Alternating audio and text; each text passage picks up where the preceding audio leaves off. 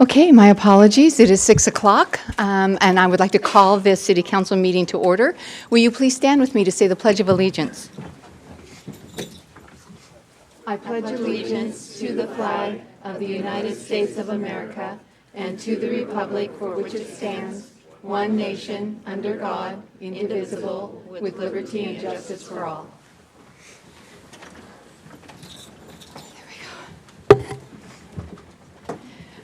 Okay, let me get my bearings here.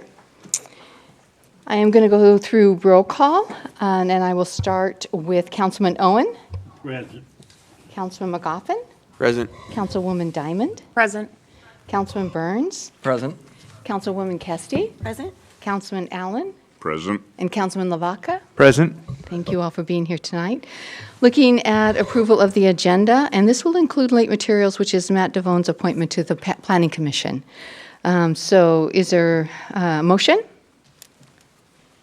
Matt. Motion. Okay, I'll second. perfect. So we have a motion by Councilman Owen, second by Councilman Burns. Is there any discussion? All those in favor signify by saying aye. Aye. Opposed, same sign. Okay, motion carries. Consent agenda, item E. And this will be that a council member's request to pull item number 17. Do we have a motion? Madam Mayor, may I pull items 6 and 10 for You want discussion? 6 and 10? Yes. Okay. All right. So, council agenda, and we looking for approval, but pulling items 6 and 10, as well as 17. Okay. Do we have a motion? Madam Mayor, I'll make the motion to approve Okay. the consent agenda. Do we have a second? Madam Mayor, I'll second that. Okay. Madam Mayor, Yes? any discussion? Yes, I was just going to ask that before I called for the vote. Sorry. Yeah. So is there any discussion? Item 17, was there any reason given for that one? Is that coming for discussion, or? Yeah, Charlie? I eat there. I like it. Yeah, they do need outdoor seating. I eat there. We have one working mic, so my apologies for half turning my back to some of you. But item 17, it was just a request for clarification, some more details. It's a fencing, outdoor fencing, as well as tables and chairs set up at a restaurant. And so just a desire for more information than what was in the packet. So I intend to reach out to the owners, ask them for some more information, get some more submitted, and hopefully have it on the next agenda. Okay. Thank you. Any other thoughts? Okay. Will work, thank you. Okay. So, So, Madam Mayor, is it pulled from the consent agenda to discuss here or pulled altogether and tabled until the next agenda? it will, are you talking about item 17 or 6 or 10? Item 17. Okay. Item 17 is the community grant for El Patron. So I believe what's going to happen here is that Mr. Bush will gather all the information and present it to you again, and it'll come before you again. So is there... So we wouldn't have ability to discuss it, pulling it from the consent agenda, discuss maybe what those issues were, and then determine whether we vote on it or table it at that point? Well, I do believe that it is, as you said, that's it's how it just the normally works. fencing and the tables and the chairs, looking for clarification as to what that's going to look like, I would imagine. Sounds good. Just curious. Thank you. Okay, and so we have a motion by Councilman Lavaca, a second by Councilman Diamond. All those in favor signify by saying aye. Aye. Opposed, same sign. Okay, so before we move into everything else, I'm going to go ahead and ask for discussion on item 6. Mr. Lavaca, is there something you'd like to share? Thank you. So on the appointment of members to Lodging Tax Advisory Group, it says that the council appoints members to that commission or to that committee, and then also an elected representative. I see that there are some people that are recommended, and the mayor, you're on that too, and that's pretty consistent. Those people are stakeholders. I was just wondering how that process came about for choosing those. I remember I think it was the same people from last time as well, correct? So I'm going to turn this over to our finance director, Kelly Conkin, who will be able to answer those questions for you. She knows the ins and the outs of that. Yes. Can you hear me? Maybe this is working. It is? There you go. Okay. I can't hear it myself, but Basically, we reached out to community members. We posted on Facebook, posted on our website, and in our lobby several times looking for volunteers. We did not receive any volunteers through those methods, so we reached out to the 2 community members who have been active with the city in multiple events. And then we knew someone from City Hall knew someone who ran an Airbnb, and we reached out to that individual, and they were interested in being on the committee. Thank you very much. Yeah, I just wanted to make sure that it was getting out to the community, which it sounds like it did. The team who did it last time seemed to do a pretty good job of that, for sure. So no complaints there. I just wanted to make sure that everybody had an opportunity. So thank you. Very good. And then- Before I call for approval of that, looking at item 10, did you want to discuss that? Yes. Our E&R fund is stretched. We know that. It's a little tight. I'm wondering if this is a need that we have right now. It said that the replacement projection was going to be within 10 years, and so we're at that 10th year. However, in light of our E&R fund and as well as our current economic state, should we see if we could squeeze 3, 4, 5 more years out of that unit? Is that possible? Or is that unit just ran into the ground right now? It seems with 30 grand, we may next year find something that might come up more urgent due to inflation, might cost more than what we projected. Well, in the memo, we described this, but we are planning on keeping the unit that we're replacing and using it for at least another 3 or 4 years. We're going to have a new park, hopefully by the end of next year, and that's the design for the unit that this is replacing, 212. It will remain in service. We generally take them off of the ERR for replacement purposes. We're not making deposits for the older unit. We'll just run it until it wears out, and then we'll surplus it. And so we are not planning to sell it. We're going to keep it and be using it. Yeah, I didn't see it in the surplus or projected, but it is for the other park we're doing Homestead up there or others that we have kind of going on. I'm sorry. We're using it for other parks or other Yeah. square footage of land that we're going to be producing, and that's kind of why we're aiming to get that at this point. And we don't have enough equipment right now for that projected land increase. We have a pretty large new park in Olmsted that's coming on, and that's what we're planning on using. Okay. All right, I just wanted to make sure it wasn't something that was going to be set to the side and then bring in new equipment that maybe we could wait on. So you don't think that that's the case? Buy it now so it's ready by the time that park comes online, because it'll take a while to get here. Well, in this climate we have with the inflation on equipment, I don't really recommend not buying the equipment because it's going to go up another 10 to 20% by next year. So that's been what we've been fighting here for the last 3 years. So I do recommend we go ahead with this, and we do plan to utilize the equipment and squeeze every little bit out of it that we can. We're continuing to do that. I have increased the replacement lives on some of our other equipment, most notably, as I talked about in some detail, when we bought ordered the two new solid waste trucks. We are going to keep the older units and have them available. And we do this typically for other uses outside of the ER&R, and we stretch them as far as we can. Okay. Thanks, Mark. All right, if you're satisfied with that, would you like to make a motion to approve both items 6 and 10? Make a motion to approve item 6 and item 10.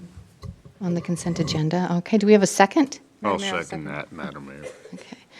All right, so a motion made by Councilman Lavaca, seconded by Councilwoman Diamond to approve items 6 and 10 on the consent agenda. All those in favor signify by saying aye. Aye. Opposed, same sign. All right, motion carries. One thing I want to do here is I see we did reappoint because she graciously stepped forward and said she'd like to serve another 6 years on the Planning Commission, and that is Danielle Freiberger, who is sitting in the back. Danielle, I want to thank you so much for coming forward and serving. You've done a great job on the commission. She's been very knowledgeable and actually has been quite instrumental in the well, I should say, the pursuit of the policies that they have been looking at. And also in the front row, and do you want to stand up, Danielle, so they know who you are?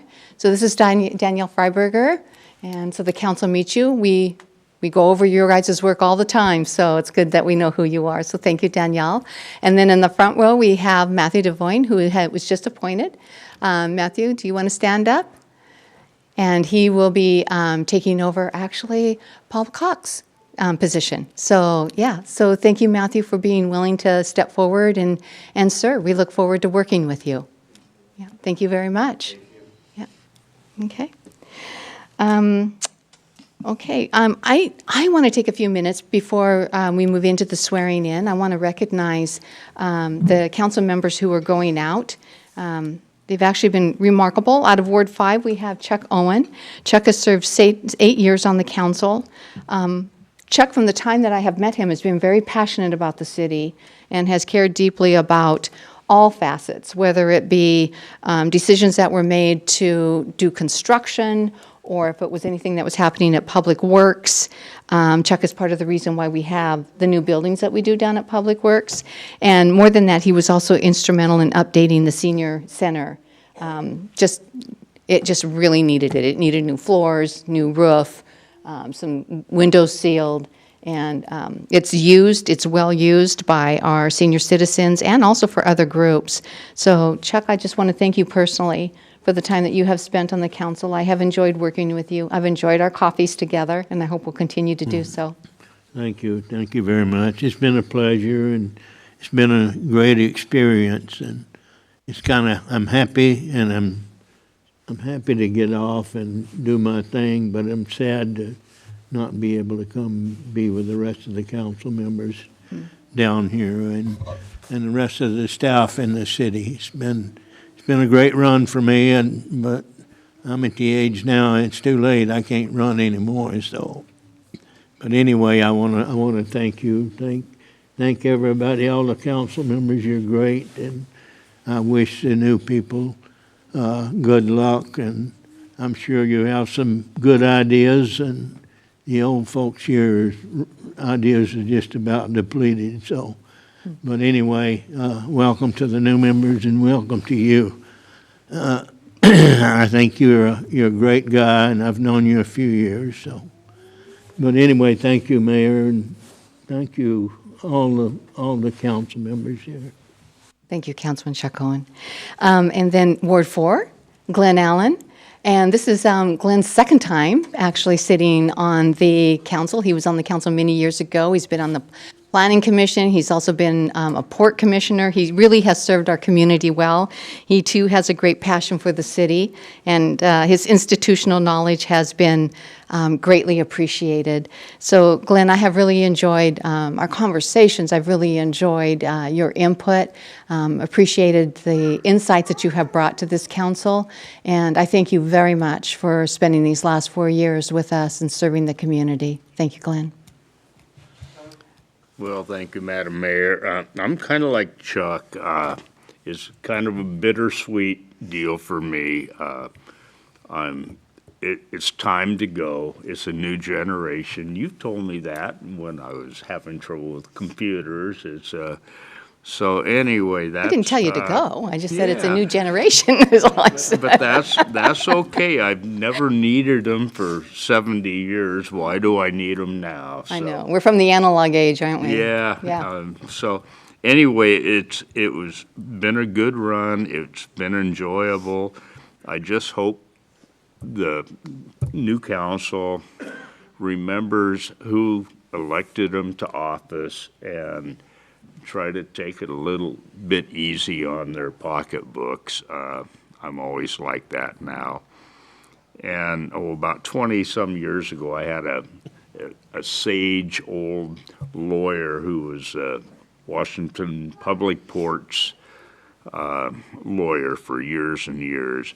And the only words of wisdom I can give is take your job seriously, but don't take yourself too seriously. So anyway, with that, sayonara. All right. Thank you, Councilman. I'm sorry, Glenn. adios. Yeah, okay. All right. And then from Ward 1, Councilman Brendan McGoffin. And Brendan, I have to say, you've been our voice of reason. When we've kind of been at an impasse, you're the one who's been able to really bring forth some ideas and even some thoughts that has caused us to kind of go in a different direction and see things maybe differently than we had imagined. Brendan also has a great passion for technology, and he has brought forth a lot of questions and brought forth ideas as far as what we could do as a city. That is very much appreciated. And I got to tell you, Brendan, I'm really going to miss you, not having you on the council. So anyway, thank you very much for serving these last 4 years.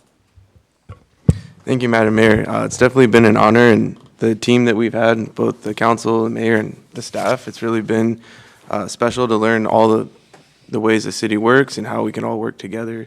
I really look forward to the new council coming in and wish you guys the best. And I'm definitely going to miss being up here representing, and I appreciate everyone that's come to the meetings and helped guide the councils too. And I'll come back every once in a while and give some public comment. I know you guys like that. Yeah, as long as it's positive, right? Yeah. A new twist, positive. Anyway, so I have greatly appreciated working with these council members, and I'm very much looking forward to working with the new council members. And with that said, we're going to do the swearing in, and I'll be coming down. And just so you know, the way this is going to go is first I'll be sworn in, and then we'll have Kevin Loy and Paul Koch, and then Alan Henderson come up. So with that, Planning Commissioner Eric Johnson, if you want to come forward.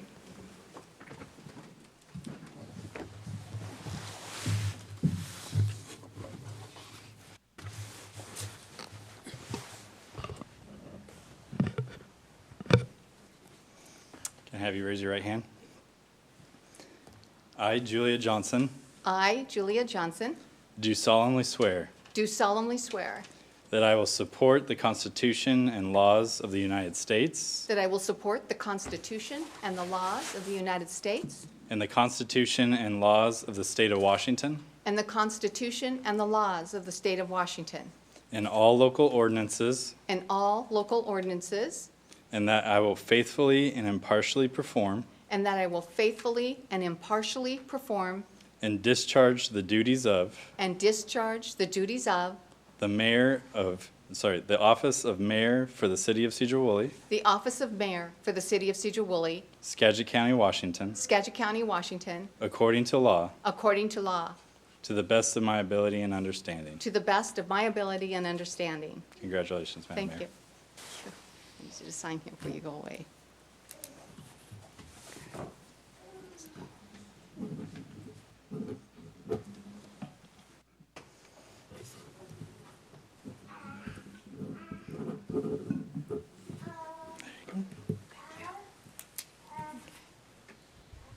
All right.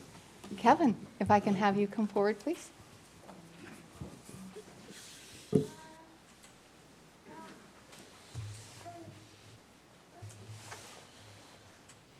Kevin needs a haircut. Thank you, Kevin. Raise your right hand. I, Kevin Loy, I, Kevin Loy, do solemnly swear do solemnly swear that I will support that I will support the Constitution and laws of the United States the Constitution and laws of the United States and the Constitution and laws of the State of Washington and the Constitution and laws of the State of Washington and all local ordinances, and all local ordinances, and that I will faithfully and impartially and I will faithfully and impartially perform and discharge perform and discharge the duties of office the duties of office of council member of council member for the city of Sedro-Woolley, Skagit County, Washington, for the city of Sedro-Woolley, Skagit County, Washington, according to the law, according to the law, to the best of my ability and understanding. to the best of my ability and understanding. Great. Thank you, Kevin. Yes, Looking ma'am. forward to working with you. I need your signature before you go.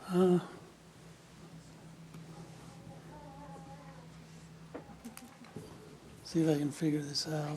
Go up there.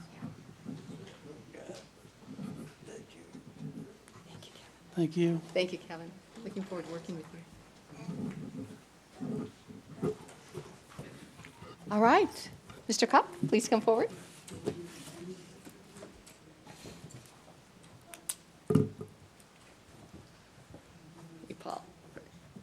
Raise your right hand, please.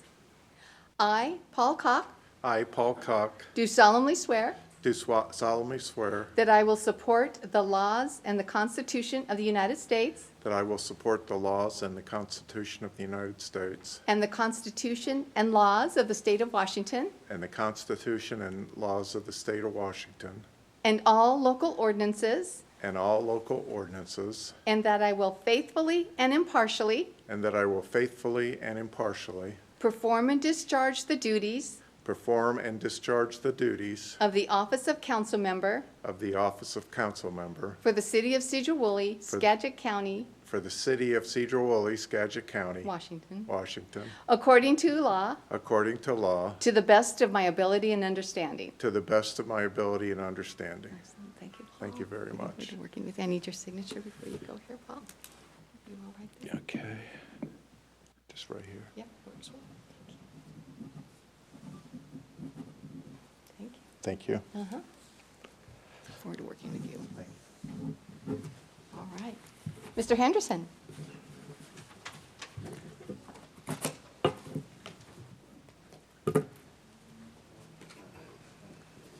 Please raise your right hand. I, Alan Henderson, I, Alan Henderson, do solemnly swear do solemnly swear that I will support the Constitution and laws of the United States that I will support the Constitution and laws of the United States and the Constitution and laws of the State of Washington and the Constitution and laws of the State of Washington and all local ordinances, and all local ordinances, and that I will faithfully and impartially and that I will faithfully and impartially perform and discharge the duties perform and discharge the duties of the office of council member of the office of council member for the city of Sedro-Woolley, Skagit County, Washington, for the city of Sedro-Woolley, Skagit County, Washington, according to law, according to law, to the best of my ability and to understanding. the best of my ability and understanding. Congratulations. Thank you. You're welcome. And I just want to get your, with your help. Thank you. Looking forward to working. Thank you. Okay. Right. Let me take these over to the finance director, and then I'll be right back. We have 2 more presentations.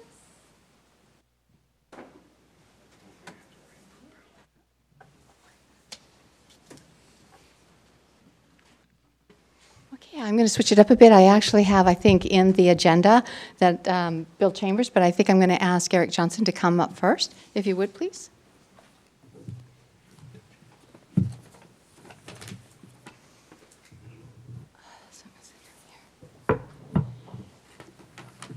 So after 13 years, Commissioner Eric Johnson is retiring, more or less. He's resigning his post as Planning Commissioner for the city of Sedro-Woolley. And I want everybody to know that as a Planning Commissioner, this is a volunteer position. Nobody gets paid for it. And oftentimes you take a lot of flack from the community for some of the laws or policies that you're looking at. But it's your job to do what is best for the city of Sedro-Woolley and abide by the laws. It is oftentimes a lot of reading. Our assistant planner, Nicole McGowan, does a great job of putting everything together. Thank you, Nicole. Thank you for being here tonight. And she, and she expects people to come prepared and ready, and Eric has always done that. So, I'm going to begin by saying that Planning Commissioner Eric Johnson has fulfilled more than 2 terms, 6 years each, and has been our PC commissioner for a little over 13 years. I do believe he was the youngest member ever appointed to the PC in Sedro-Woolley's history at age 23, having interviewed for actually a position that was open on the Planning Commission, or on the City Council, but because they went with somebody else who happened to be our current senator, Keith Wagner, they were so impressed with Eric that they actually asked him to come forward after they made the announcement and said, "We would very much like for you to sit on the Planning Commission. We're impressed with your skills and your ability. Will you do that?" Which Eric graciously accepted.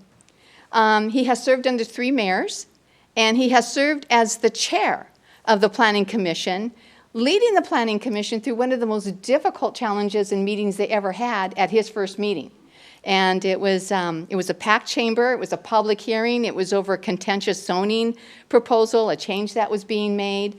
But the council worked together along with, listening to what was being said by those who were in the chamber. And they were able to come to a resolution that actually worked well, not only for those who were stating their concerns, but also what was best for the city.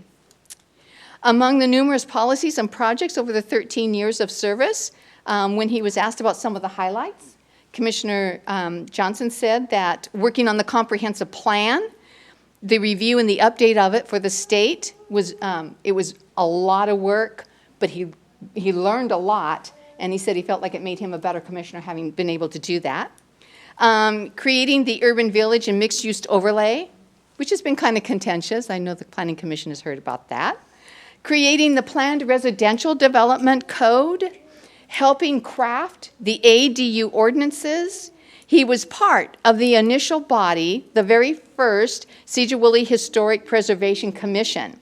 And they actually inducted in the first home in the city of Sedro-Woolley to the Sedro-Woolley Register of Historic Places, which is exciting for Sedro-Woolley, but also exciting for those commissioners who are part of that. Of all the accomplishments, I did ask Commissioner Johnson, of the 13 years that he was on, what is he most proud of? And he said, really, it was just the opportunity to serve.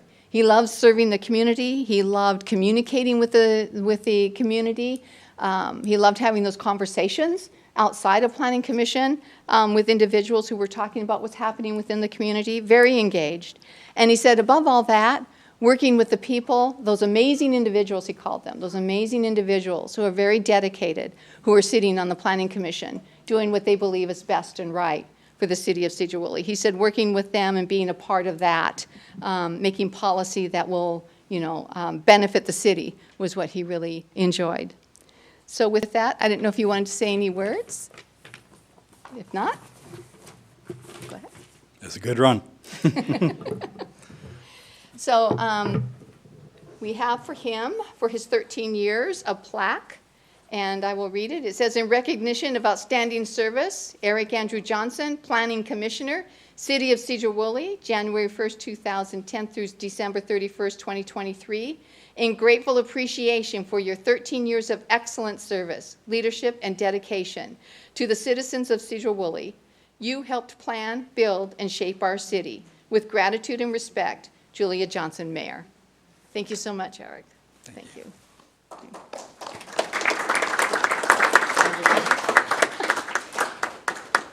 Here you go. And for those who don't know, he's my son. I'm just bragging a little bit there. And now I'm going to have Bill come forward, if you will, Bill.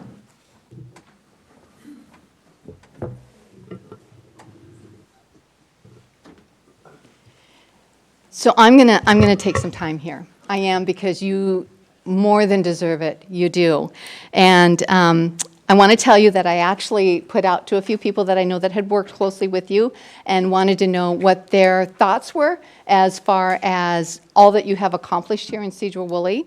And I received some, but actually the two individuals that worked with you in IT, I thought really surmised everything, really summed up a really good overview of your very complex and intricate job. So I'm gonna read both of these. So the first one comes from Woody Tovar, who is actually, we just last week, we promoted him, you might say, or actually he is now taking the position of Director of IT. So Bill is only with us just a couple more weeks, and then he'll be gone on vacation for 6 weeks. But he said Bill did it all. Bill did it all. Bill's responsibilities were managing social media on the website, assisting monitoring GovQA requests.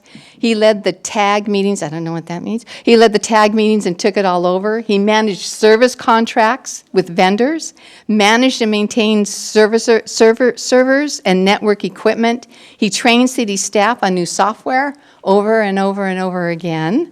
Accomplishments, that's just a few things he did. Accomplishments that Woody mentions is that he deployed a VoIP IP, voice over IP, internet-based phones and server system. He deployed workstations and built servers to meet the city's needs. He managed all of the city's IT needs alone for many years. He connected remote sites via fiber or wireless radio tech. And I can tell you that the fiber that we have here that's been brought in to Sedro-Woolley, it was Bill who actually spearheaded that for the city as far as getting that integrated. And it was a complex, complicated, busy job, probably not for you, it was for me. I read those documents. So greatly appreciate that work because now the city does have some really good fiber here. Woody goes on to say that Bill has provided a lot of good service, managing the current data. It was difficult enough, that he said. But when the PD came on with their body cams, it was Bill who managed that. He helped make that transition to the cloud as well. Bill was able to get the network updated to a modern time when he first started a long time ago, managing all the responsibilities and being a one-man team, he said, according to Woody, is an incredible achievement and remarkable, and I wholeheartedly agree. That he was able to do that for so long and so many years before getting a second person on the team. And Woody says, a one-person IT department for an organization of our size is incredible. When I first heard that Bill was doing this all alone for so many years, I was absolutely shocked and very impressed with his skills and wanted to work with him. And then Glenn Gardner, who is now our Assistant Fire Chief, I thought he really had a great words here too, so I'd like to read them. He said, without Bill, we would have no phone system, no network at all, no internet, no computers. He's kind of a godfather of technology for our city. And he got that all started when he came here in 2007. Back when networking was harder than it is today, he built a solid network that allowed our employees and citizens to interact in the modern age. When City Hall was built, he got on track to the solid start for tech. He got the city built with servers to handle the daily operations, like our email, our file storage, our phones. He managed and put out every fire conceivable that could happen to our system over the many years.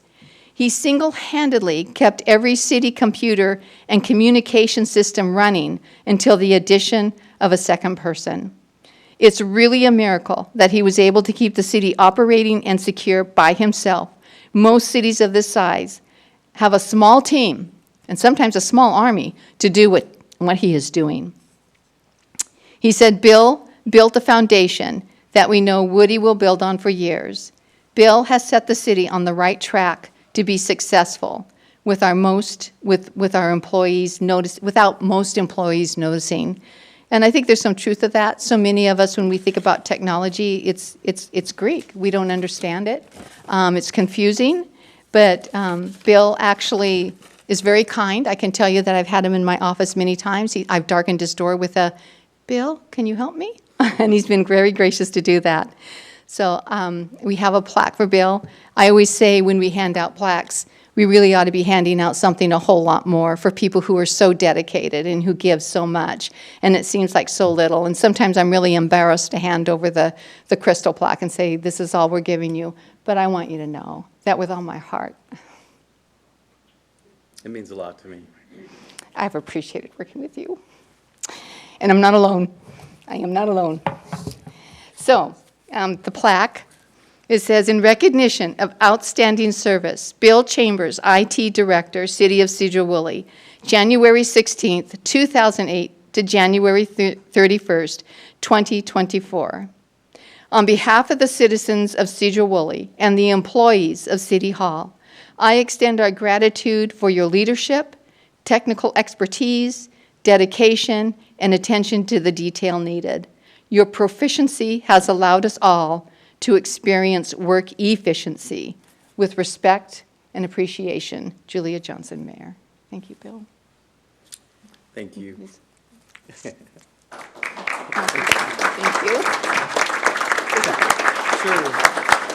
I just want to say something real quick. I've got a little over 40 years of public service, and I've worked for a couple of different federal agencies and 2 municipalities.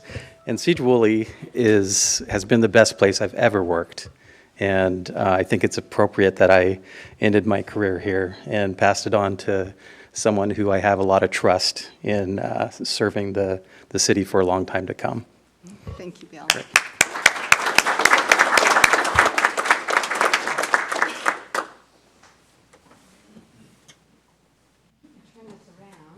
I'm going to turn this around because we have coming up Jean Williams, who is our library director.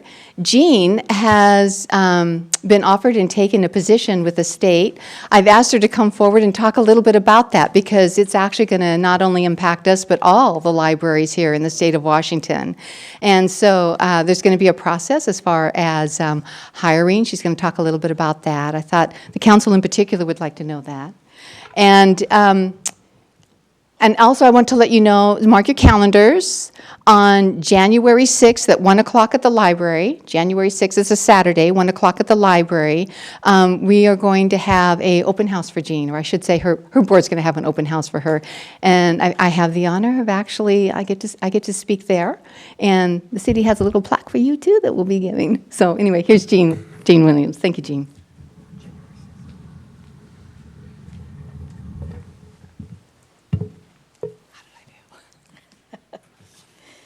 Hello. Thank you all for your time tonight. It's really been a wonderful 8 years. So much has been accomplished, and it took a village to get where we are today, and I've really enjoyed it. So the position I'll be taking with the Washington State Library is a consultant position where I will provide support and development for public libraries all over the state and tribal libraries all over the state. So I'll be able to help public library directors with what I've learned in this position, and I'm really looking forward to it. State librarianship is something I've wanted to do for quite a long time. I'm not leaving because I wasn't happy here, but it was an opportunity to make the next logical step in my career. I will be available to train the next director as much as they want. As much as they want from me, I'll be able to help because I will be in that capacity in my new position.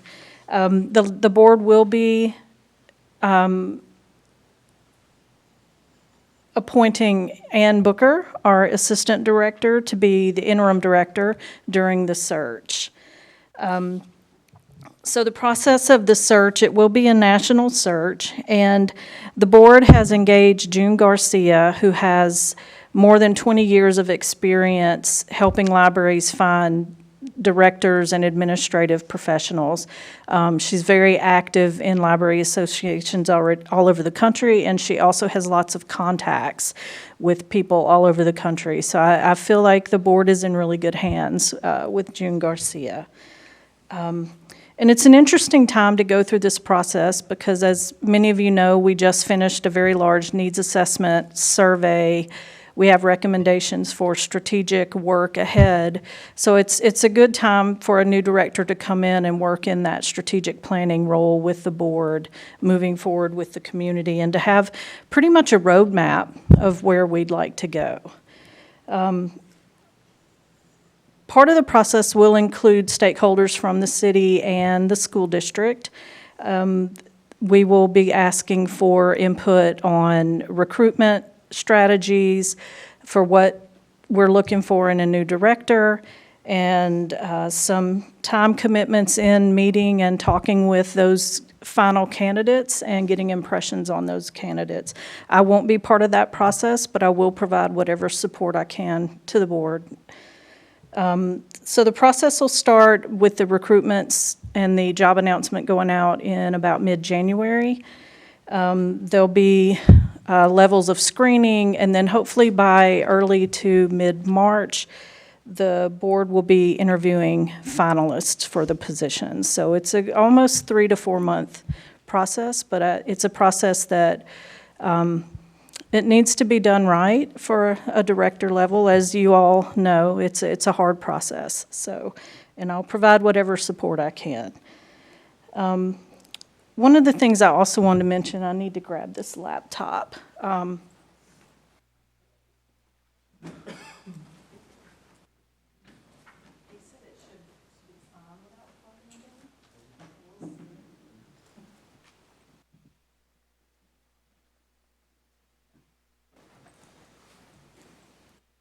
So I mentioned the needs assessment, and in the interest of time, I just wanted to point out that we do have that up for everyone to view in the community. Let's see if it's, okay. So if you visit our website, if you go to this tab right here, our survey results, we have several documents here. So we have a demographics report for the community, and this includes Sedro-Woolley and the surrounding rural areas. We have the survey results that come from that data, which if anyone's interested in a bulk file of that data, they can talk with the next director or the interim director to pull that data. And then we also have some strategic focus recommendations based on the needs assessment that we did. So just a quick overview. When you open these documents, they're all there. You can download, print, you can share it however you'd like. I think there's quite a bit of data here that would be of interest to the city because it wasn't just a library-focused document and process. It was on quality of life in this community. And it's hot off the presses. This was finished in late October. So some of the big takeaways in the demographic report was that the demographics of this community are shifting to a younger population. I believe the average age now is 35 in the community, so you have a lot of young families and teens moving into the area. Another interesting statistic is that the growth in this area is 4 times that of the state. So Sedro-Woolley is growing much faster than the rest of the state. Another interesting point was that with quality of life, most people responded that the quality of life in this area exceeds expectations. For those people where it doesn't exceed expectations, it's people who are paying more than 50% in living costs, housing costs. So they're experiencing, they're having a hard time making ends meet, and we have almost half our population are in that boat. So quite a bit more information there, and it is all here for you to dive into and use how you would like. The next document is actually a portal where you can visit those survey results yourself. And this may take a minute to load because it's a very large file, and it lives on this portal. So you can go in and you can manipulate this and look at what you would like to look at. We had over 452 surveys completed, which is a really amazing amount of people were very interested in sharing what they felt about the community and about the library. What we found is that overwhelmingly people are very happy with the library services in the city. They feel that having a well-operating library is important to people from children all the way to seniors. They also find the building to be a source of pride because of the beautiful architecture that is now in the heart of the city. So there's a lot of good information here about quality of life in the city and what people want, but it also highlights that people are struggling as well. And then our last document is set up as recommendations for strategic focus points for the library board moving forward. I'm not sure if I can move things out of the way here. And they took that picture.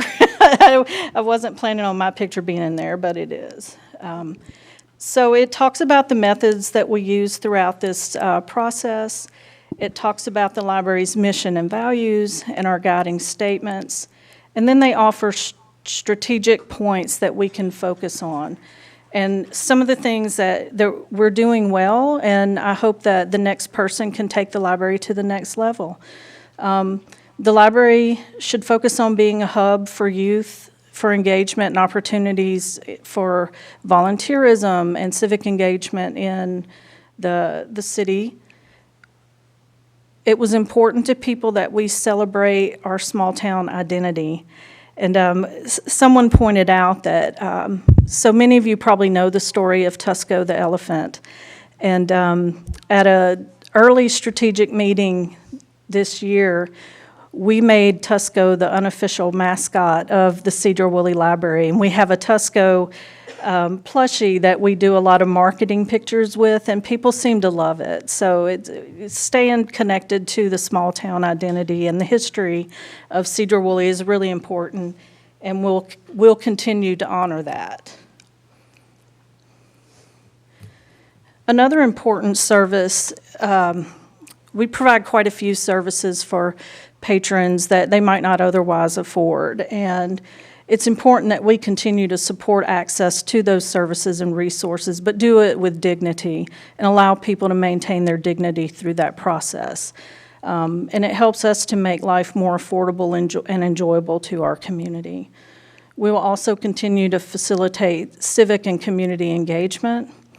And most of all, I think what really came out of this is that people expect our public agencies to cooperate and not duplicate services and to leverage what they have together, which is really how this library happened, is leveraging what we had in the community to have more with what we could do together versus separate. So one of the things that I've started and will continue after me is we are working on a consortium. There's already for the Skagit County Libraries already take part in this consortium.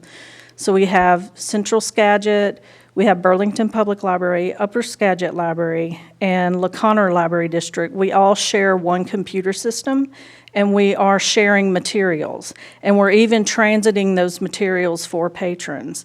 So now, if patrons need an item that we don't have, we can get it from one of those 4 libraries, and we'll pick it up. They can drop it back off. So far, in the first 6 weeks that we did it, we saved over $1,700 in items we didn't have to purchase because we were able to get them from other libraries. We are working on this year, or 2024, we're hoping Anacortes will join. So the Anacortes Public Library would be part of our consortium, we hope by the end of the year. And then Mount Vernon will come in once they have moved into their new building and they have settled in. So we'd essentially be able to share materials, leverage our costs, and maybe provide more than what we could all as independent libraries while maintaining our independence and our local flavor. So that process is very important to the board that the next director continues. So that's just one example of how we're trying to share and collaborate with our local libraries. So that's all I have. I'm not sure what to do with the computer. I'll just hand it back. But I just want to say I've really enjoyed being part of this community. I'm not leaving. I'm staying part of the community, but I've really enjoyed this position. It was hard work, but I really got to work with some of the most incredible people I've ever met, and we accomplished so much together, and I'm very proud of that. Thank you, Jean. Thank you. Yep. Are there any questions for Jean before she goes? Yes, go ahead. Thank you. I just want to thank you for all your hard work and everything that you've done for us, and congratulations on your next adventure. Thank you. Jean, sorry. I want to thank you for putting together that survey. And that's valuable information for everybody, so I really appreciate that. And I look forward to take a look at it. The world has changed so much since COVID. We felt it was really important to get a new look at what's going on in the community. Yeah. Yes. Real quick, was that taken by patrons of the library, or how is that poll generated? Was it advertised in other ways? So the process was we did pull from our own patron base, which includes our district residents and city residents, but we also went out into the community at school events. We did mailers. We advertised it on our website. So we mostly gathered information from people that would have been interacting with our community because we didn't want to get too far outside of our community. So, but the school district, the resources, the resources night, we passed out, I don't know, hundreds of surveys that night. So yeah, it wasn't just within our library. We marketed it all over our district and in the city. Well, what a great idea, and what a fantastic way to do it. Like I said, I really appreciate it. I'm sure our community does, and that's invaluable information, so thank you. All right. Great. Thank you. Thank you, Jean. Thank you.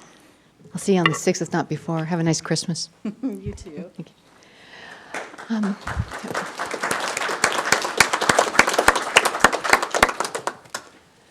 Okay. I know that there were some people who were headed out to dinner. They already told me that they were going to be leaving. Feel free to do that if that's what you need to do. Certainly, you don't have to stay. We're moving on now with our own city business.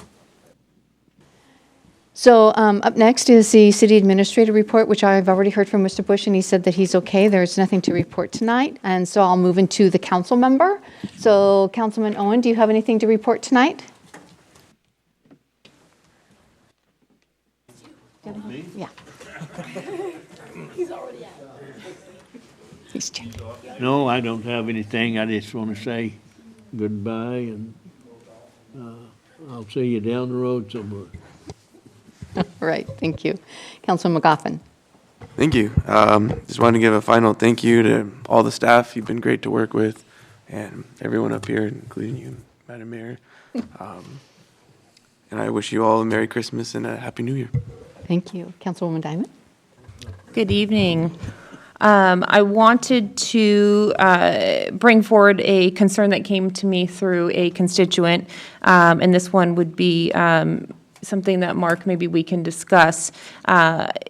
This individual is very concerned with the traffic at the railroad underpass on Sapp Road, being that the new developments have increased the traffic in that blind corner, and it only allows one car at a time coming in before and after specifically school hours, people transporting their children to school. They're finding it to be a little bit concerning, especially as it's a little darker in the mornings and foggy and that sorts of things as they come through.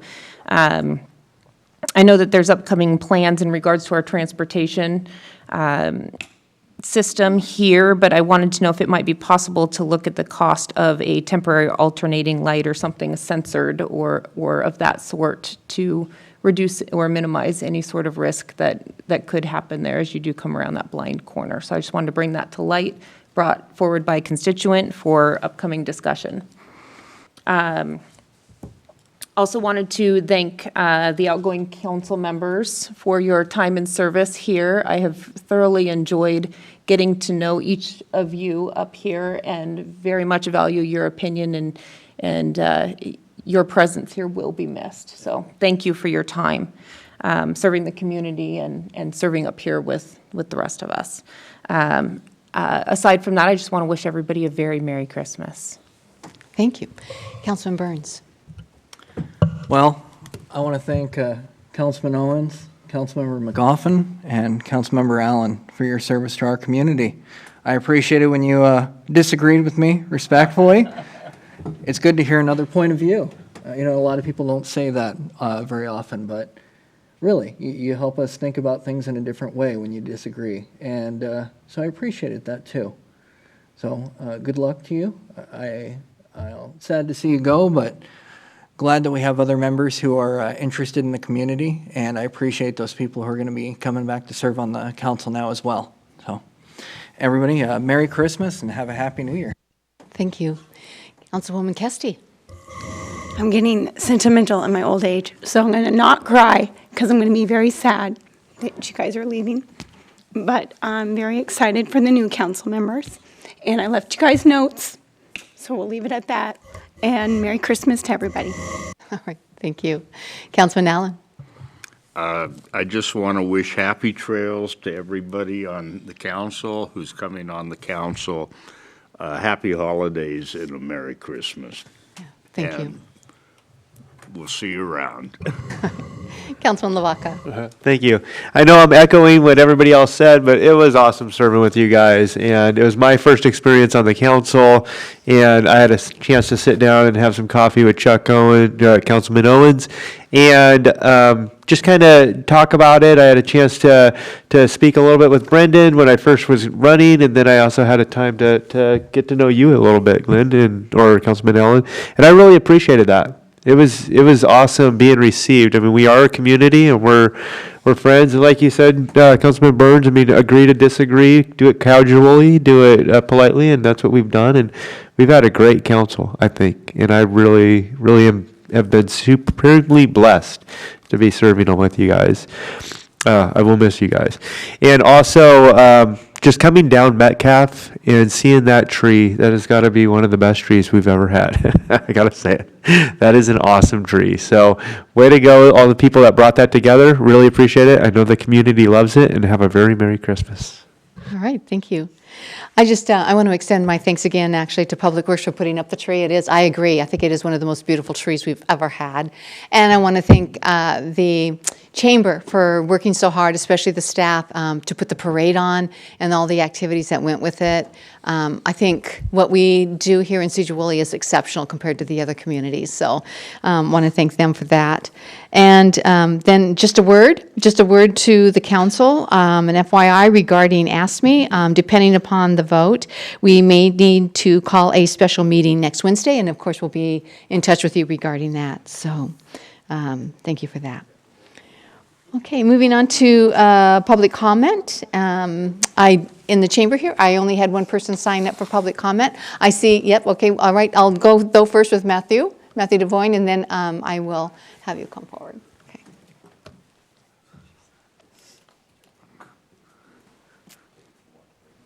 To you, Madam Mayor, Matthew Devoyne. You want my address, right? Well, all I need is your name, your affiliation with the city. I'm sorry. Yep. Matthew Devoyne, Planning Commissioner appointee. Was the council of the city for the trustee bestowed on me on the new position. I do take it very seriously. I thank you for the trust that you bestowed on me. Commissioner Johnson gave me some advice, but when he came, he said, you're not going to learn the whole thing in one day. So, I acknowledge the effort. I am very passionate about the city. I will serve it very faithfully as I can. And am I allowed to make a comment about the archway? Go ahead. Okay.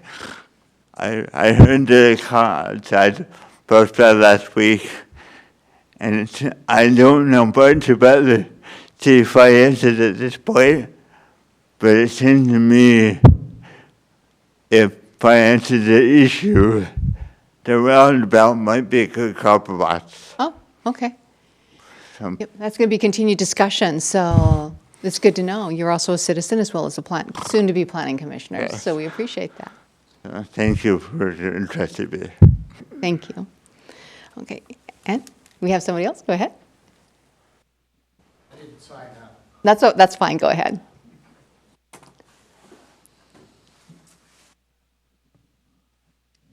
Okay, I don't live in the city. My name is John Schmidt. I live out on the FNS Grade Road, which is the reason I'm here. Having to go that twice a day or more, when we hit the city limits coming in, it's suggested at 25 miles an hour, but we know that's a suggestion only. And if you're doing that, you will get passed. Also, there is no place for the people that want to do their daily exercises going from one development to the other, which is very popular these days.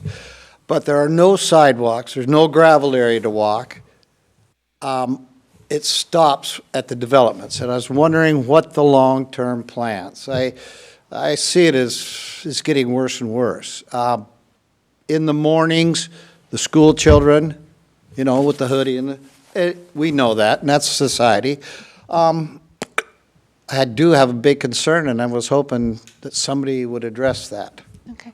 So, John, we do make note of that, and Mr. Freiberger, who's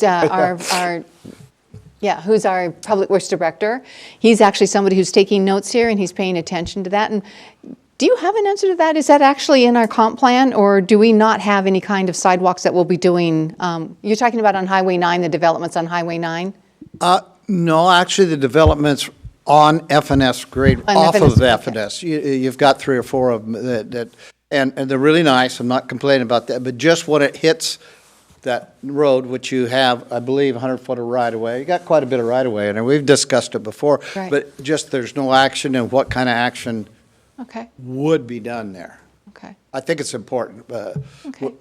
We usually don't answer, but I'm going to have Mr. Freiberger possibly give an answer here. Sure. And Mr. Schmidt and I talked about this We have. a few weeks ago, and while our current 6-year plan doesn't have walks on FNS grade road in it, we do have, as part of the corridor, we'll be connecting the walks on the Jones Road side of those developments together, which is also a need. But Mr. Smith's correct that there's a lot of pedestrian pressure now on FNS as well. So when I update the TIP this next year, I do plan to add a sidewalk project on FNS. I do think that's a pressing need. We've been prioritizing the corridor, and we'll have to continue to do that. But it's time to start looking for something on FNS as well, and so we're going to plan to add a project for that purpose. Thank you. Appreciate that. Oh, appreciate you bringing that forward. Thank you. Well, I know it's a concern of everybody. I'm just speaking on behalf of the people I travel with, so. Okie dokie. Thank you, John. Thanks. Uh-huh. Anybody else in the chamber who would like to make comment? Okay, seeing none, I will go up onto Zoom. Is there anybody on Zoom who would like to make comment? Just in mic and undo your mic. Seeing no mics and done. Okay, I will close public comment and we will move into unfinished business. And the first item on the agenda tonight is Finance Director Kelly Conkin's budget. It's budget. Good evening. So this is the third amendment to the 2023 budget, the final amendment. We made a couple changes from the first read, but nothing significant.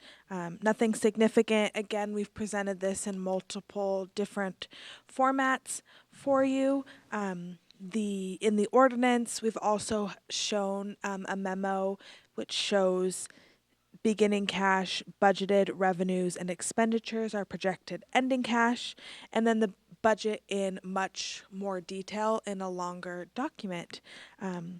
So if you have any questions on this, I'm happy to answer those. Are there any questions for Kelly? Okay, seeing none, she is looking for an action tonight. Is there somebody who would like to put forward a motion? Madam Mayor, I'd like to make a motion to approve ordinance 2063-23 to amend the fiscal year 2023 budget. Thank you. Is there a second? I'll second. All right, thank you. So we have a motion by Councilman Burns, second by Councilman McGoffin. Is there any discussion? All those in favor signify by saying aye. Aye. Opposed, same sign. Thank you. Motion carries. Okay, moving on to the second item under unfinished business, which is an amendment to the municipal code to remove the statement of intent section, restricting R15 zoning designations. This is ordinance 2058-23. It is a second read, looking for actions. And we will have Nicole McGowan. Okay. Good evening, everybody. So at the last council meeting, Interim Planning Director Hiller West gave a detailed overview of the issue at hand. I'll just give a brief recap of that discussion. So there is a statement which reads, because multifamily is permitted in the mixed commercial and central business district zones, no new areas shall be designated R15. That currently resides in the intent section of the R15 zoning code.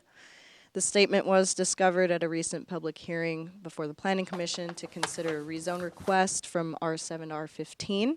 and it does prevent further proceedings with the consideration of that application. So after we heard from Pat Hayden, who was the city's attorney at the time, and he had drafted that ordinance, which included the statement of issue, it was determined that that statement was put in place as a de facto moratorium to prevent the onslaught of poorly designed and poorly constructed multifamily neighborhoods. The city was at the time working on updating the city's comp plan and zoning code without any grant money, and was not prepared for such development demand. So the Planning Commission discussed this and agreed that the language is out of date as it was put in place in 2004, and doesn't provide the council with any power it doesn't already have. Any proposals for new designations to R15 have to go through Planning Commission review and recommendation, and then to council for their review and final decision. And if it's found by the council that the proposal is not a good fit for the city, then the council holds the power to reject it. So the Planning Commission, along with planning staff, find that the statement is a barrier to addressing the legislative mandates designed to increase the range of affordable housing types within cities and to undo years of discrimination in housing. And we agreed that the best way to move forward is to remove the statement now. And during the 2025 comp plan update, we would draft a new statement to include in the housing element that is designed to emphasize the importance that multifamily is not a substitution for affordable owner-occupied single-family homes, which I believe that was the intent of that statement. So tonight I'm looking for an action from you. Planning Commission did recommend that the City Council approve the amendments to Chapter 1716 Sedro-Woolley Municipal Code to remove this statement in the intent section restricting new R15 zoning designations. Thank you. All right, thank you, Nicole. Are there any questions for Nicole? I have one question. If you want to, you have it planned to redo the statement in another section, why don't we just wait until then to scratch this one off? Why is it so important to remove it now? We want to give everyone a fair chance at the permit application process. John Benson is online now, and he has been, his application was put on hold for consideration because of this statement. And it's an unusual statement. Anyone can apply for a rezone from R5 to R7, R15 to R5, mixed commercial to central business district, and it's just kind of, it seems pointed kind of in a way that is a little, how would I put it, discriminatory. So we find that the best way to do this now, just so that we can move forward with the application, and as I stated before, you do have the power to reject the application if you see fit. And we can do a better job of including a statement with this intention in the comp plan. That's something that gets filed with the state and is much more manageable and has more regulatory power that way. So since I've been on council, we've actually had the brought forward rezoning and the request to rezone to higher density housing. Why would this be coming forward now and not prior? Because that stuff did come forward before. Right. Frankly, I think that a lot of intent statements get overlooked. It was someone with good eyes that caught it on the Planning Commission. Okay. Okay, any other comments? And so the Planning Commission had good discussion, from what I understand, and it was unanimous in their decision to recommend that to the council? Yes. Okay, thank you. All right, if there's no more discussion, is there a motion?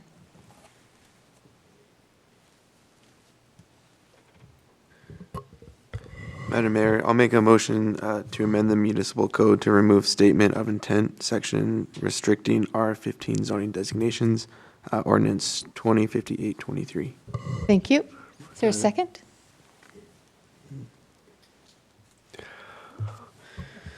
I believe Councilmember Owen did. Oh, okay.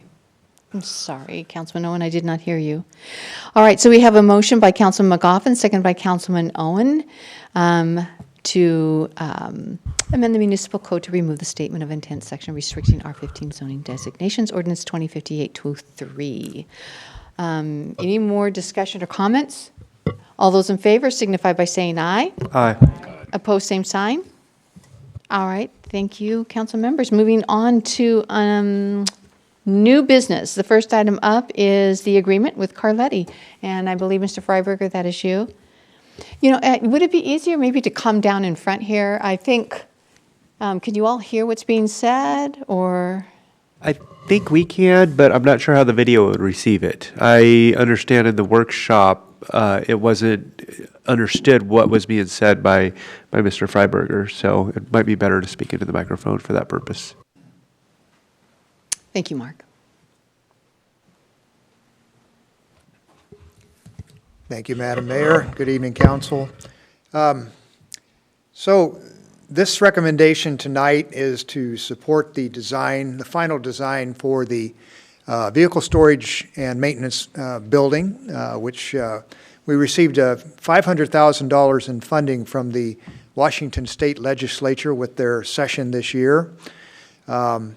When we originally scoped this out, we did it in kind of a hurry, be honest about it. That opportunity came up and we put that together. The estimate that I made at that time assumed we'd use design build type construction, which is common in the industry for basically pole buildings. That's what we're looking at here. However, as we were developing the project after the grant was made and we got their rules, we found out a few surprises, one of which was they had a $15,000 administrative fee coming right off of that, which was not known in the process. And in addition to that, state law currently prevents the use of design-build contracts on projects under $2 million. So we went back to the well, contacted Carletti Architects, who was our architect for the $8 million in projects we built last year and in 2022. And they provided the design for the site and a preliminary layout for this particular building and received a quote from them to do it. And our allowance in our original estimate was $20,000 for, we were basically needing just some support work on the civil side, which Carletti was going to provide, went up to $85,000. And that's because they actually have to use a structural engineer to design the building rather than that being done by the building contractor themselves. And there is also some mechanical and electrical to be done. We are going to put in some vehicle charging facilities in this structure and also extend them out to the three pedestals that we put in and put the pipes in for on the north end of the parking lot there as a part of this project so that we're ready for that particular wave when it comes on electrifying our public works vehicles. So anyway, a bit of a surprise on this, but I've examined the budget and it appears we can make this work within the existing funding we have. You'll find on the details we're a little short with my current estimate, but until we get a bid and I come back to you, I can't really say that's anything more than a target. When Charlie and I put this estimate together, we did it knowing full well this was perhaps not enough money for this particular building. And so we do have in mind once we get this to bid ready, we'll have an engineer's estimate to confirm that. I'll bring it back to you, and if we do need some additional funds, I have some sources that we can come up with that. I know you're all interested in completing that project down there, and this does accomplish that. This will get us basically 8 bays to store the rest of the equipment that mostly the solid waste vehicles that we are still parking outside because we don't have enough room in our building that we completed at the beginning of this year. And so, again, I thank you all, and particularly Councilmember Owen, for your ongoing support for this project. And we're getting close to home base on it, and this project's going to get us just about there. The site is prepped. The good thing is we've got all the utilities in, all of the conduits, and all of the electrical supply will come from the transformer that's already installed with the other building. So it does allow us to build a relatively inexpensive structure. We're looking at minimum heat in this. It's just going to be for frost protection and lighting to support that. There still have to be some ventilation because vehicles driving in and out, of course. But I do recommend tonight that you authorize the mayor to execute the professional services agreement as noted there with Carletti Architects of Mount Vernon for the final design and construction phase services of the Public Works Storage Building in a cost not to exceed $85,012. And if you have any questions, I'd be glad to take those. So go ahead, Councilman Burns. You said something that caught my attention. You said that you couldn't use essentially a prefabricated construction on, what was it, under $2 million? Yeah, pre-engineered metal buildings is what they're called. You see them all around. Yeah, yeah. In fact, we have one down at our wastewater site now that was kind of a target for doing this. And when that was built 30-some years ago, it was done design-build. I know that, so they probably didn't realize this particular law was in place, or it's a more recent thing. I don't know the history on it. Well, if you come across the number for the law, I'd be curious about it, just because that sounds kind of silly. That seems like the exact project where you really would use the prefabricated. Well, yes, it does make perfect sense to use that kind of construction. In fact, the building contractors who are going to do this, like Spaney, who built our last couple structures and modifications we did, this is what they do. You know, they have their in-house designer and their little programs. They crank it in, and they have a structural design. But the law is the law, and there is a process for doing a waiver, but it's quite time-consuming, and there's no guarantee they would pass it. And I think we can make it work. So we wanted to get this thing done. And I know both of the legislators who supported this project have been bugging me about when we're going to get that project built. So we want to keep moving on it. Understood. Thank you. Councilman Lavaca? Thank you. Mr. Freiberger, you said that we were gearing up to set up for electrical charging for an EV fleet. Has there been any cost projections on the cost of that EV fleet, not just with that, but with like future cost to the city?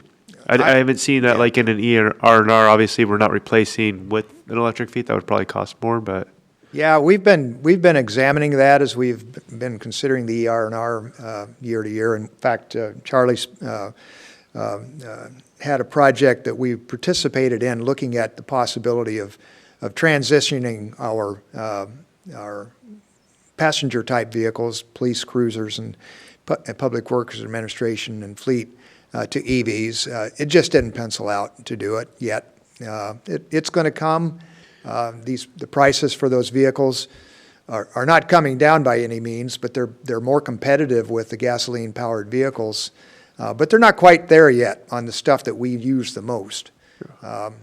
There are some police fleets that are going that way quickly, and I think they probably are finding out that they're not quite there yet. Certainly with pickup trucks, they don't have the load carrying capacity yet with battery systems they have right now. They will get there, but it's just not there.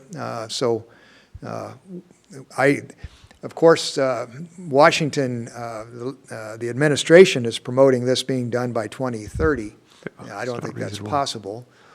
There's not the power infrastructure to do that. They're finding that out countrywide now, not just in the United States, but worldwide.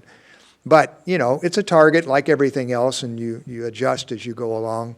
It's a laudable goal, and I think it does make a lot of sense for a lot of our vehicles that are point-to-point and don't do a lot of on-road traveling. For the fleets that are doing a lot of traveling between communities and stuff, you know, it just isn't there yet. They're, you know, having to charge your vehicle for 8 hours after you've driven 4 hours just doesn't work right now. So is it wise to invest in that charging station at this point versus in the 3 to 5 years when maybe that might be on the table, and technology for those charging stations might increase as well? And then is there any clause to do, I know it'll go into a different topic, we could talk about it later, but American-made batteries so that they're not made in such hostile conditions? Well, I don't know that that's being addressed you know, in Nation the or larger worldwide, picture, yeah, right? it's Yeah, not, that's an ongoing concern of mine, to be sure. Yeah. And there are battery factories being built in the United States right now. There's a couple of them that are happening. So I don't think that's too far down the road, but we're not there yet. Well, to answer your direct question, should we build it now or wait? We're basically putting the infrastructure in for it, and we'll probably install 3 of them if the budget allows it. But that would be the first thing to go if we struggle on getting this project built. So, Thank you. but Councilman Allen? Yeah, Mark, a couple questions. I don't hear so well anymore. That's the reason I'm getting off. But make a long story short, you figure Carletti would be $85,000, right? Or $85,040 or whatever. And the building would be what? Probably $2 million? No, the building's estimated at $740,000, $41,000. Okay, this would be a new building. Yeah, built. because all of the site work is done, you know that when I had that built, I plumbed all the utilities in, we took out all the poor soil, and it's all Right. ready to dig it and put the foundations in. So the site work is basically, it's pad ready as we I thought you argued. said the state wouldn't give us funding unless it was a $2 million project. No, the rule is that for projects that are valued under $2 million, you cannot use design-build type contracts. Okay. This is specifically, what should I say? It's an architect's jobs creation type legislation. Okay. Trickery. Okay, thank you very Yeah. much. All right.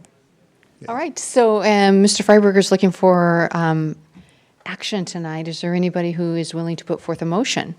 Madam Mayor, I'll make the motion. Thank you. I'll second that. Thank you. So we have a motion by Councilwoman Diamond, second by Councilman Burns to authorize Mayor Johnson to execute the professional services agreement 2023 PS07 with Carletti Architects PS of Mount Vernon, Washington, for the final design and construction of the phase services for the Public Works Vehicle Storage Building for the cost not to exceed $85,000 plus change.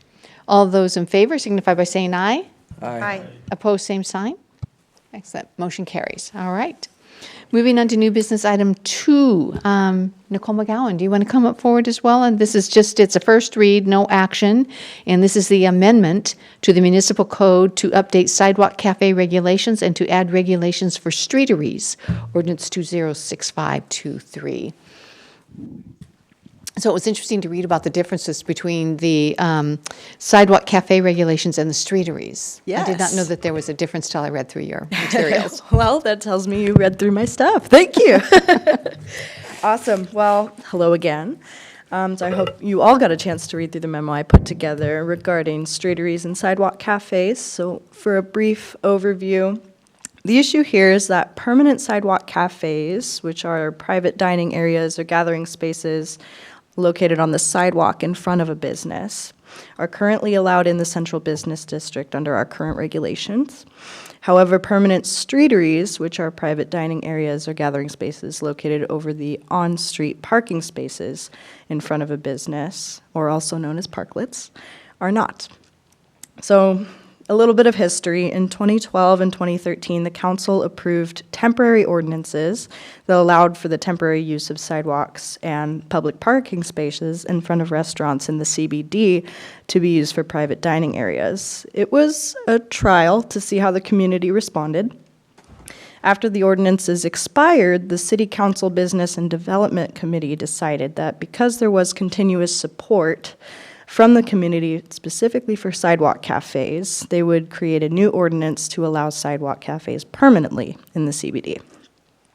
Streeteries or parklets were not included at the time because of the concern that they would take up the on-street parking stalls in front of the businesses in the CBD, which does continue to be an ongoing public concern.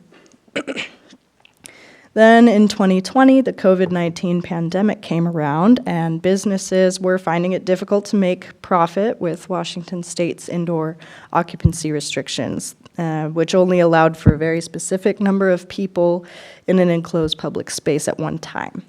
So the city's response was to allow temporary outdoor dining areas in rights-of-way, which allowed for temporary parklets and sidewalk cafes to help business owners accommodate those additional customers that they were losing while remaining in compliance with the state restrictions. The idea was that these temporary structures would be removed once the state lifted those indoor occupancy restrictions. The state has since lifted those restrictions, and since streeteries are not currently an allowed use outside of those temporary rules, they're supposed to be removed. So one streetery still remains in the downtown area. It's in front of Magnolia. Staff recognizes that removing the streeteries effectively removes the opportunity for business owners to accommodate those additional customers, and it removes an important element of the streetscape that's been very beneficial for bringing life to the downtown area. The proposed amendments will allow business owners to apply for a streetery permit or a sidewalk cafe permit annually for long-term use of the public right-of-way for outdoor dining. The existing sidewalk cafe regulations were updated and improved and allow for sidewalk cafes in the UVMU in addition to the CBD. There's also new regulations proposed for permanent streeteries and a definition of streetery. So the new regulations work to ensure that these structures are well-built, safe, aesthetically pleasing, and easy to remove in case of emergency or issues with noncompliance. So again, I'm not asking for an action at this time. It's a first read, but I'm happy to answer any questions that you have and look for your approval in the future. Thank you. Thank you, Nicole. Go ahead. Councilwoman Kesty? Thank you. So I have two things I'd like to talk about tonight.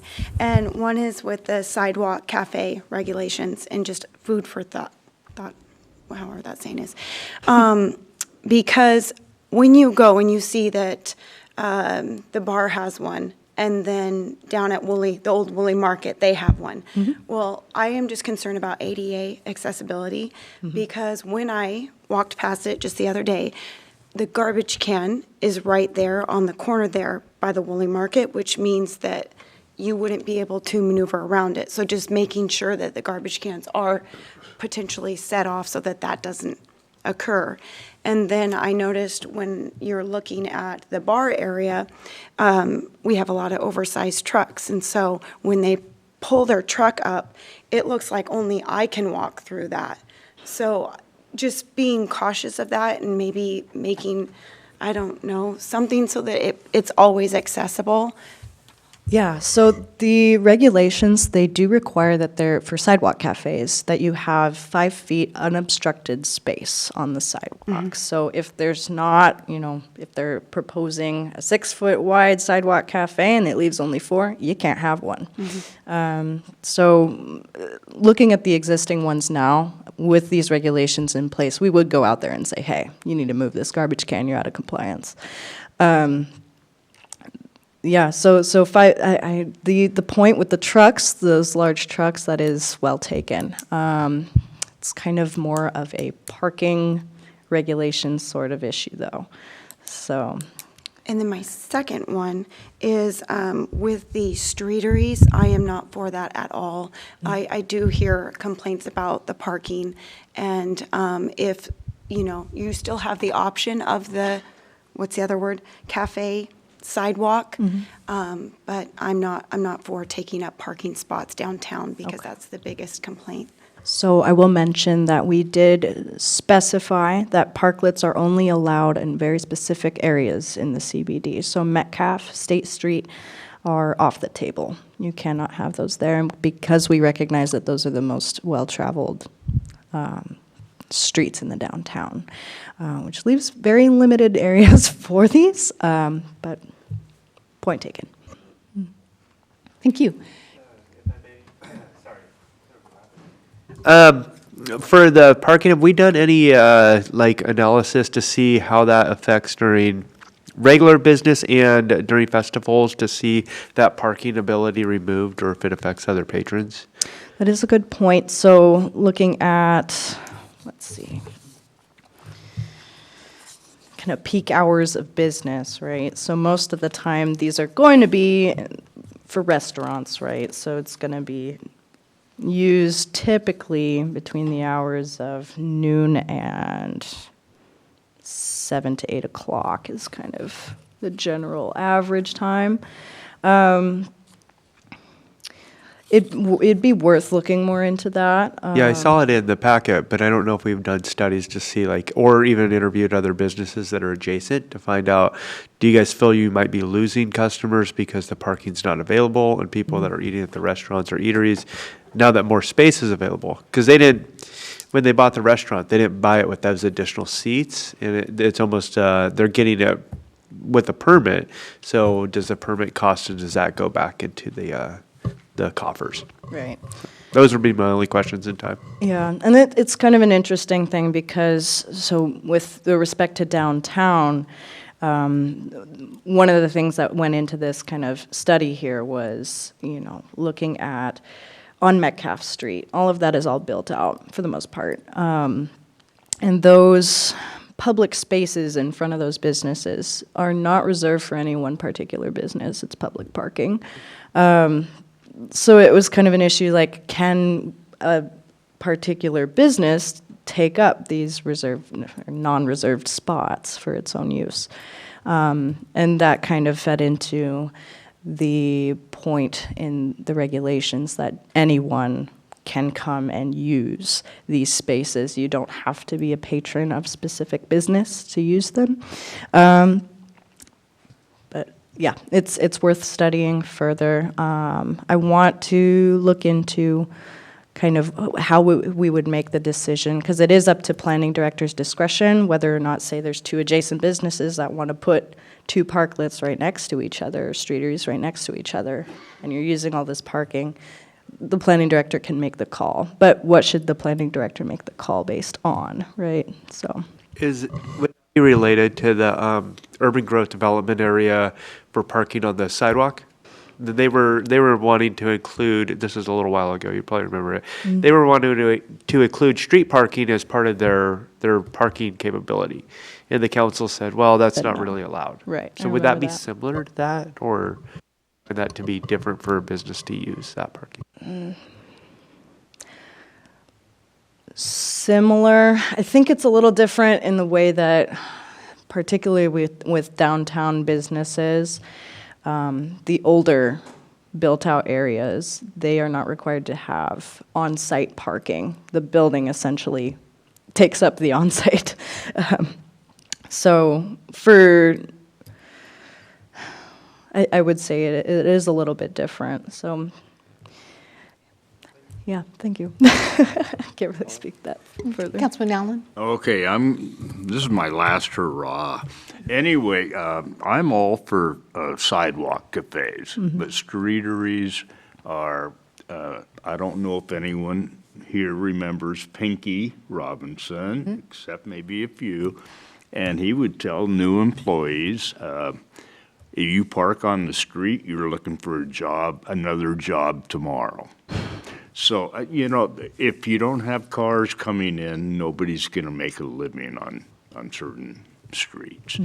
So you're just shooting yourself in the foot, and you're accomplishing nothing, although I have no problem with sidewalk cafes as long as there's a 5-foot walking area or 6-foot, whatever. So anyway, thanks for your time. Yeah, thank you. Right. Anyone else? Oh, yes, Councilman Burns. I guess I too would express that I like the sidewalk cafes. I like the ambience of it when it's full of people. But putting them over the parking spaces, I've heard so many concerns about parking downtown that I have a really hard time agreeing with doing that right now. If we were able to find a way to add parking to the area, then I'd be happy to visit the subject again. But right now, I don't know if there's a way we could overcome the concerns. I get what has been said about it by other members, and that's probably my number one concern, is getting people into the businesses. I appreciate that it would benefit some of them, but I don't know that it would work out for everybody, having those spaces taken up in front of a business and then having them parking in front of the other businesses. So that's me trying to be fair to all of them. Sure, thank you. Thanks. Councilwoman Diamond? I'm actually in agreement with everybody as well. I have no issue with the sidewalk cafes so long as we're able to accommodate with the ADA regulations and people are able to get through. And I also struggle with taking parking away. Sedro-Woolley was never initially designed for high density, and we can't tell people what kind of trucks and cars that they can drive and come into town if they want to come into our community, and we welcome that. And so taking the parking away also takes away from the possibility of future business for other businesses in the area. I already hear from a lot of different businesses as well. I mean, when we shut down for the street fairs and stuff, yes, it can be very fun for communities, but our local businesses actually don't make any money because they don't have parking for their standard their standard community members and the people that are going to come in and be a customer to them. And so I've actually had several businesses say, yeah, it's wonderful for our community, but as a business, we actually don't make any money. We keep our hours open and we stay open longer in hopes that we will have that extra foot traffic, but we don't. I mean, who's going to come in and buy a piece of furniture and then carry it through the crowds, or have the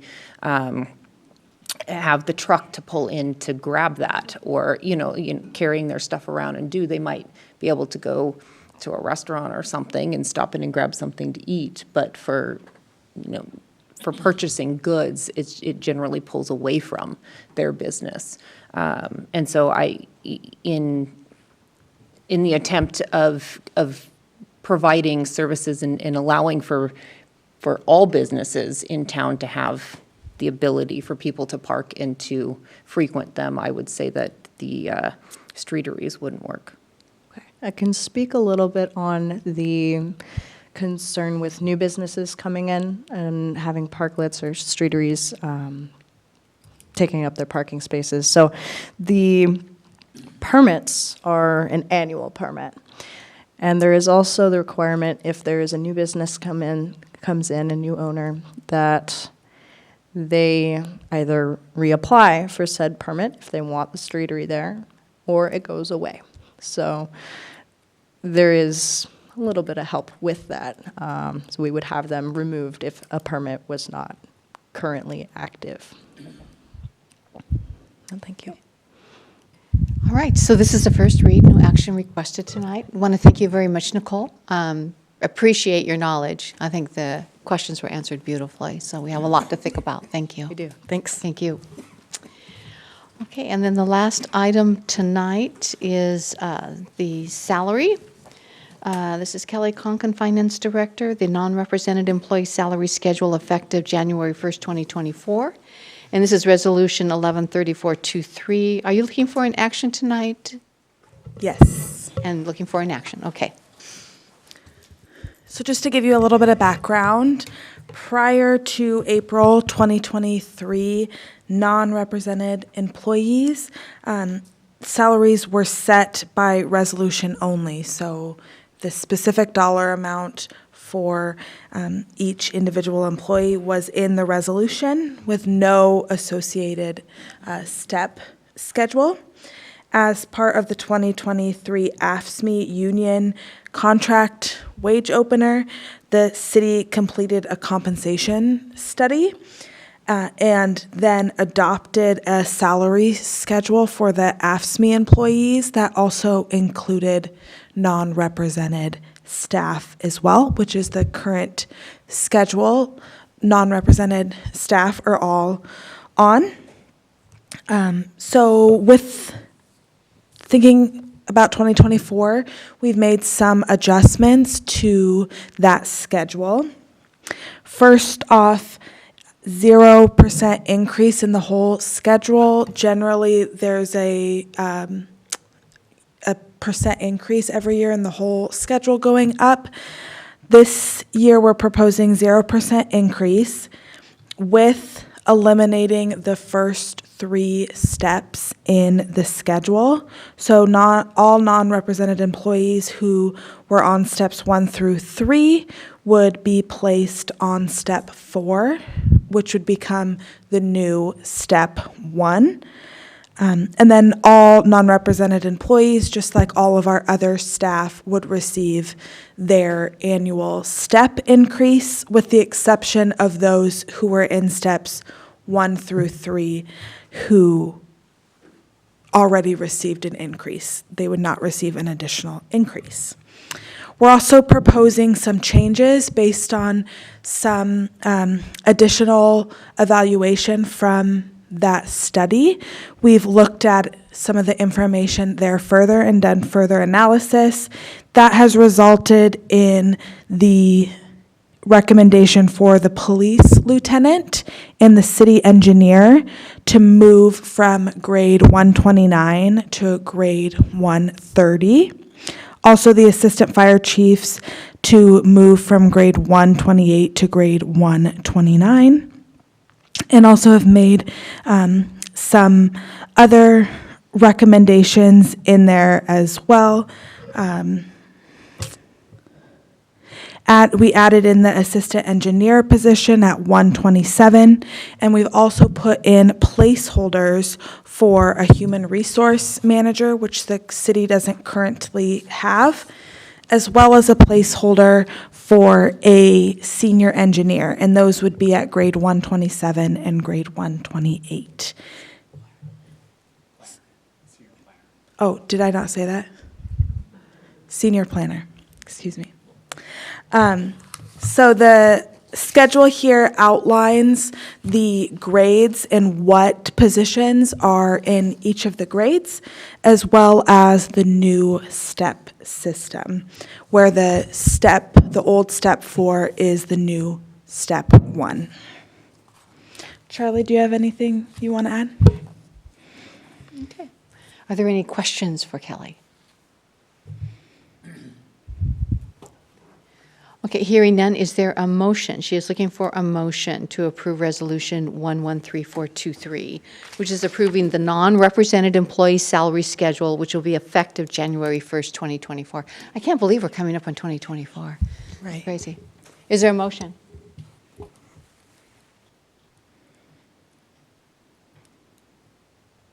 Is there not a motion? So, to be clear, this is something we discussed previously, to be able to go through the salary and look at the costs as part of that salary commission that we voted on for $28,000. Or we didn't actually need a vote on it. It was going to be at 93, and then it was at 28, and then that's the gentleman who came back with the salary assessment and salary positions, I believe. And that's what set this whole thing in motion, and that's why we're signing this resolution now. It's something that we've actually discussed quite intently in time. So I will put a motion forward to approve this salary commission report resolution. Thank you. I'll second that, Madam Mayor. Thank you. Okay, so we have a motion by Councilman Lavaca, seconded by Councilman Burns, to approve the resolution 113423, approving the non-represented employee salary schedule effective January 1st, 2024. Any more discussion? All those in favor signify by saying aye. Aye. Opposed, same sign. Thank you. Motion carries. Thank you, Kelly. Okay, so that concludes our meeting tonight. Again, I just want to put that out there, a reminder that regarding the Ask Me vote, depending upon how it went tonight, we may need to call a special meeting, and that will be next Wednesday, and we will be in touch with you regarding that. And I'll be recusing myself should you guys get together. Will that meeting include Ms. Glenn Ellen or Councilman Ellen and Councilman? Absolutely, it does. Nice. They're still on the books until the end of the year. Good deal. December 31st is your last day, Chuck. You're taking it with? Well, we may see you here next Wednesday. We might need your vote next Yep, might need your vote next Wednesday. All that, we are adjourned. You're coming next Wednesday, right?